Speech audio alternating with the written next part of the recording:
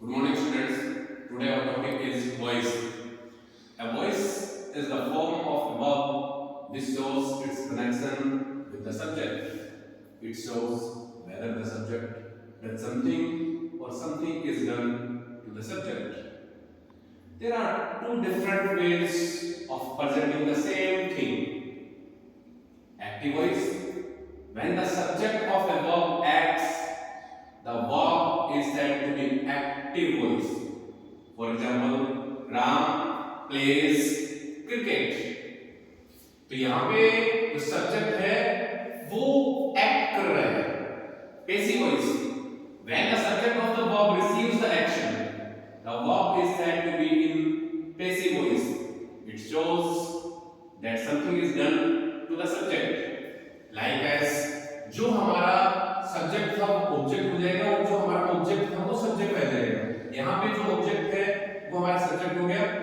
यहाँ वर्ब की first form है, एस या एस लगा हुआ है या डू या डज हो तो वहां इज एम आर का प्रयोग करेंगे. और पैसिव वॉइस में हमेशा वर्ब की थर्ड फॉर्म यूज करेंगे. तो क्रिकेट चूंकि यहाँ वर्ब की फर्स्ट फॉर्म थी, यहाँ इज एम आर लगाया हमने, वर्ब की थर्ड फॉर्म, फिर ऑब्जेक्ट से पहले bye Ram.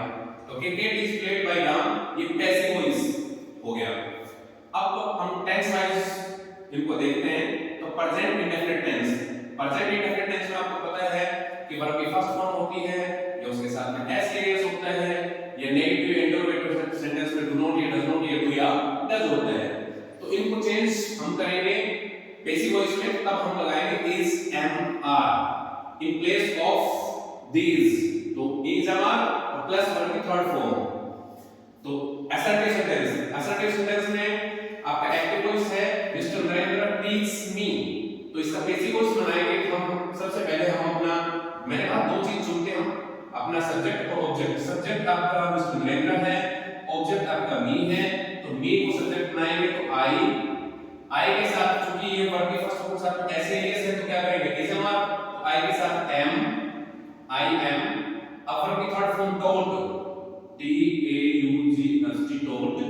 I am told by mister Narendra. अब नेगेटिव सेंटेंस देखो. नेगेटिव सेंटेंस क्या है? दे डू नॉट रिकॉग्नाइज मी. तो सब्जेक्ट आपका दे, ऑब्जेक्ट मी को सब्जेक्ट बनाएंगे तो आई. अब डू नॉट चूंकि प्रेजेंट इंडेफिनिट टेंस है, नेगेटिव सेंटेंस है, तो आई के साथ एम लगाते हैं.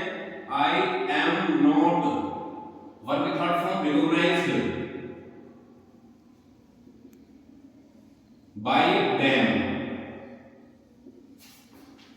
अब इंटरोगेटिव सेंटेंस में एक्टिव वॉइस में डू यू हेल्प हिम. तो इंटरोगेटिव सेंटेंस में देखो हमने नरेशन में तो हम इंटरोगेटिव सेंटेंस को सिंपल सेंटेंस में कन्वर्ट करते हैं डायरेक्ट से इनडायरेक्टली.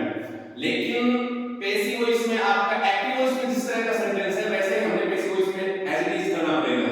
इंटरोगेटिव तो इंटरोगेटिव, नेगेटिव तो नेगेटिव, असर्टिव होता है असर्टिव. अब यहाँ डू डज लग रहा है. अब आपका सब्जेक्ट ये है, ऑब्जेक्ट हिम है.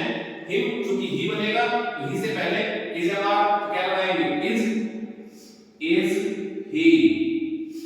इज ही के बाद में वर्ब की third form is he help by you और लास्ट में क्वेश्चन मार्क. अब आपको घर पर कुछ सेंटेंस दे रहे हैं, एक्सरसाइज दे रहे हैं जो आपको घर से करके करने हैं. लाइक एज फर्स्ट आपका सेंटेंस है we admire him. Second sentence है he hates the rich. Third है the peon does not open the gate. Fourth है why do you not serving sums.